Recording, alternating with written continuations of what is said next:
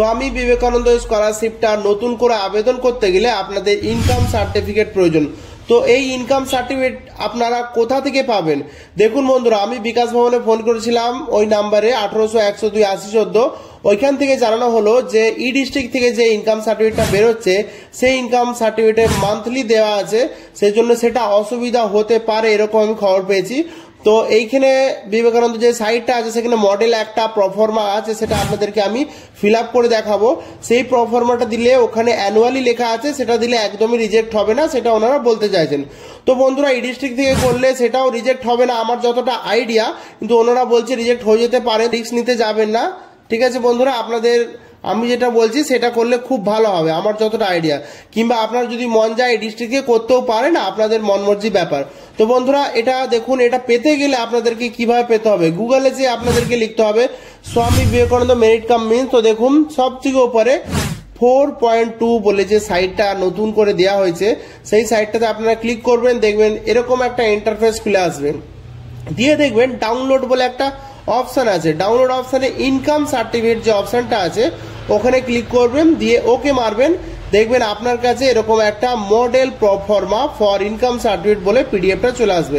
এইটা আপনারা এখান থেকে প্রিন্ট আউট করে নেবেন।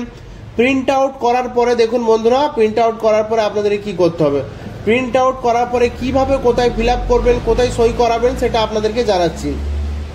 সবার আগে আপনাদেরকে বলে দিই, যদি আপনার বাড়ি হচ্ছে গ্রামে হয় তো আপনাদের গ্রাম পঞ্চায়েত প্রধানের কাছ থেকে ইনকাম সার্টিফিকেট নেওয়ার পরে আপনাদের বিডিও অফিসে কিংবা জয়েন্ট বিডিও র্যাঙ্কের যে সমস্ত অফিসার স্যারেরা আছেন সেখানে যাবেন, এখানটা ফিল আপ করে দিয়ে এখানে ওনারা সিল আর সই করে দেবেন, সিল মেরে সই করে দেবেন, দিয়ে আপনার কাজটা হয়ে যাবে। আর যদি আপনার বাড়ি পৌরসভাতে হয় তো বন্ধুরা আপনারা চেয়ারম্যানের কাছ থেকে ইনকাম সার্টিফিকেট নিয়ে আপনাদেরকে মিউনিসিপ্যালিটি অফিসে যেতে হবে। সেখানে ইও সাহেব বলে একজন এক্সিকিউটিভ অফিসার স্যার আছেন, সেখানে ওনার কাছে সিল বা স্ট্যাম্প মেরে নেবে। কর্পোরেশনে হলে কর্পোরেশন কমিশনারের কাছ থেকে, ডেপুটি কমিশনারের কাছ থেকে আপনাদেরকে সই করাতে হবে। তো বন্ধুরা, এইটা আপনারা ইজিলি করে নিতে পারবেন, অসুবিধা কিছু হবে না। তো বন্ধুরা, এবারে দেখুন আপনাদেরকে ফিল আপটা কিভাবে করতে হবে। ছেলে ক্যান্ডিডেট যা আছে যে শ্রী অপশনে টিক মারবে আর এখানটায় তার নাম লিখবে। ঠিক আছে বন্ধুরা, এইখানে যে স্টুডেন্টের নাম হবে এইখানটায়। ঠিক আছে বন্ধুরা, স্টুডেন্ট নেম ক্যাপিটাল লেটারে লেখার চেষ্টা করবেন, স্টুডেন্ট নেম। ঠিক আছে, তারপর দেখবেন এইখানটায় আসবেন, এইদিকে এটা স্টুডেন্টের বাবার নাম হবে।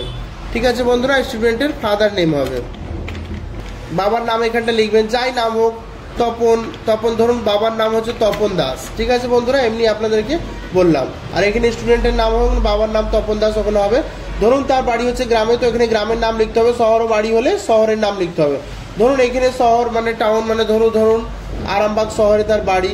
তারপরে দেখবেন এইখানটা করে পিএস পুলিশ স্টেশন কোথায়, তো তার যেটা পুলিশ স্টেশন হবে সেটা এখানে লিখতে হবে, সবটাই ক্যাপিটাল লেটারে লিখবেন। জেলা যেটা হবে সেটা লিখবেন, ধরুন হুগলি জেলা হচ্ছে। তারপরে দেখুন তারপরে যে অপশানটা আছে is known to me for, দেখুন কত বছর ধরে আপনাকে সেই স্যার চেনে। ধরুন এই স্যার আপনাকে 1 বছর লিখে দিতে পারে, কিংবা 2 বছর লিখে দিতে পারে, কিংবা 12 বছর। নর্মালি এটা 1-2 বছরই লেখে আমি যতটা জানি। তো আপনারা এখানটা খালি রাখবেন দরকার পড়ে। ঠিক আছে, আমি এখানে 1 লিখে দিয়েছি, আপনারা 1ও লিখতে পারেন, খালিও রাখতে পারেন। তারপর দেখুন এখানে লেখা আছে, দেখুন হিজ বা হার ফাদার আর গার্জেন নেম। এইখানটা দেখুন তার বাবা, এখানে দেখুন যখন সই করছে স্যার, তো এইখানটা তারা বলে দিচ্ছে যে তার বাবা কিংবা গার্জেন কিংবা তার হাজবেন্ড, তার বাড়ি হচ্ছে ধরুন আরামবাগে, তার পুলিশ স্টেশন হচ্ছে ধরুন আরামবাগ, ডিস্ট্রিক্ট হচ্ছে হুগলি।